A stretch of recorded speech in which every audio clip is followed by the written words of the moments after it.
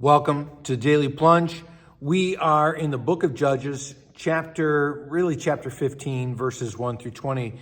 Now, at the end of chapter 14, we hear about how Samson's wife, his betrothed, was given to another one of the Philistines, right?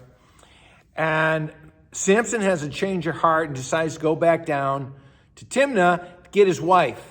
And he brings with him a kid goat. You know, basically it's like a box of chocolate. He's trying to apologize, but his former father-in-law says, I was so sure you wanted nothing to do with the woman who betrayed you and sold you out that I went ahead and gave her away.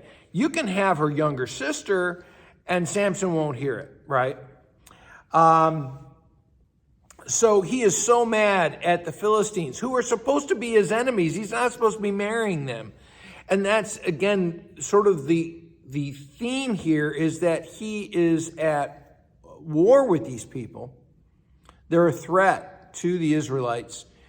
And so as a guerrilla fighter, he sets off 300 foxes. He ties them together. It's really probably a better interpretation is the word jackal. And sends them through the fields to burn up the Philistine crops. And the Philistines understand that Samson is sort of like a warlord, a guerrilla fighter against them. And so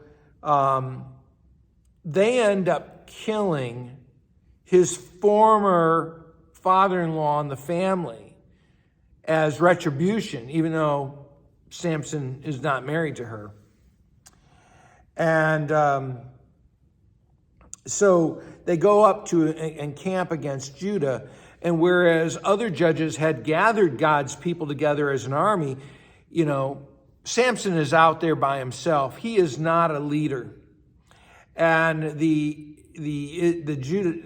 people of Judah go down there and said, hey, you know, the Philistines are more powerful than us. They want to extradite you.